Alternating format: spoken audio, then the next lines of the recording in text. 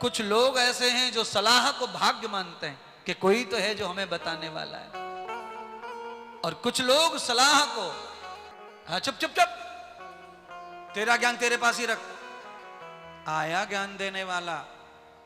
ऐसा घर में दिन भर होता रहता है। घर में आप घर में ऐसा करो ज्ञान दो तो वहीं उंगली करके बंद कर देते हैं ना। क्यों? बंदरी बुद्धि हो गई है, बंदर बुद्धि।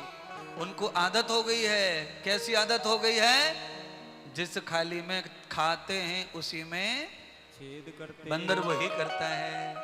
बंदर को कितना भी केला खिलाओ, कितना भी लड्डू खिलाओ, कितना भी प्यार करो, कितने भी उसकी लेटरीन साफ करो, पर वो तुम्हारे पेड़ पौधे फूलों को तोड़े बगैर मान सकता नहीं है।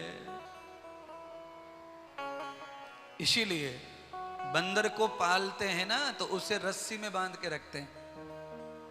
बंदर को रस्सी में बांधते पालने वाले बंदर को हमेशा रस्सी में रखते हैं। कारण वही कारण है, वो आपके भी फूल को छोड़ने वाला, उसका स्वभाव वैसा है।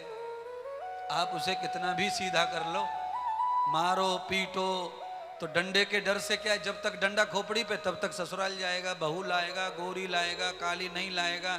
डंडा जब तक है। और मदारी का डंडा जैसे ही पीछे चला जाता है, पीठ के पीछे, वो टेक देता है, धरती पर रख देता है, और फिर कहता है सभी लोगों से प्रार्थना है कि बंदर ससुराल जाने के लिए भाड़ा मांग रहा है, कार में बहू लाएगा, सभी लोग बंदर को भाड़ा दें, मेरे जमूड़े को। तो लोग क्या करते हैं, फिर पैसा निकालते हैं और खेल दिखाने वाले के झप्पड़ पे डाल देते हैं। 500 इकट्ठे हो गए, फिर छड़ी उठा ली उसने, बंदर तैयार हो गया, खड़ा हो गया 2 पैर पे। इसीलिए या तो हर समय दंड हाथ में होना चाहिए न सीखने वाले का, या तो हर समय आपके पास में ताकत हो, जो आपकी हर बात को उल्टा ले, उसकी ताकत से सीधा कर सकते हैं। भगवान कृष्ण ने ऐसा किया है। पर ऐसा अगर हम नहीं कर सकते हैं तो फिर ऐसे व्यक्ति को सीख देने का कोई फायदा नहीं है। बंदर बुद्धि हो जाए तो हिंसक बुद्धि, चंचल बुद्धि हो जाती है। और संतोष बंदर को कब होता है? जब उसका ही उसका स्वार्थ पूरा हो। बंदर के स्वभाव में होता है, उसका ही उसका जो मन कर रहा है वो हो जाए, जो इच्छा कर रही है वो हो जाए। तो ये बंदर स्वभाव है, ये सदैव होने वाला नहीं है। कभी कभी वृंदावन में भी बंदर महीनों महीनों भूखे रह जाते हैं, महीनों, स्वभाव के कारण।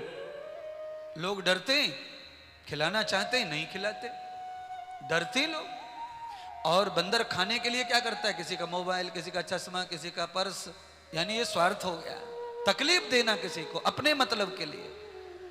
तो बंदर चिड़िया का घर उजाड़ दिया, चिड़िया को नष्ट कर दिया, सीख दी, समझाया, भैया हमारा तुम्हारा इसी जगत में रहना है।